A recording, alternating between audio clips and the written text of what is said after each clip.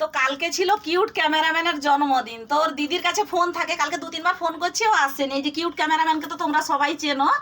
তো আমিও কি বলতো এই 2-3 দিন খুব ব্যস্ত ছিলাম, তাই জন্য ফোন করে ডাকছি, এলে মানে সামান্য কিছু গিফট দেওয়া হতো, আর আমিও সময় পাইনি ওদের বাড়ি যেয়ে দিব বলে। তাই জন্য দেখো ওকে আজকে সকালে ডেকে পাঠিয়েছি, এই জন্য এসছে। এই যে ক্যামেরাম্যানকে কে কে চেনো কমেন্ট করবে কিন্তু। আর দেখো সামান্য কিছু গিফট আনছি, মানে জামা টামা এখন দিতে পারবো না, এখন প্রচুর খারাপ সময় দিয়ে যাচ্ছে। তাই জন্য দেখো এই যে এটা চুল বাঁধবি, আর এটা টিক পরবি। এই যে দেখো টিক দিচ্ছি, আর এই যে প্লেন একটা হার দিচ্ছি, এটা পরবি হ্যাঁ কোথাও গেলে। আর হচ্ছে এই যে দেখো ছোট্ট ছোট্ট কানেরগুলা দিচ্ছি, এগুলা সবসময় পরে থাকবে, করে পরবি হ্যাঁ।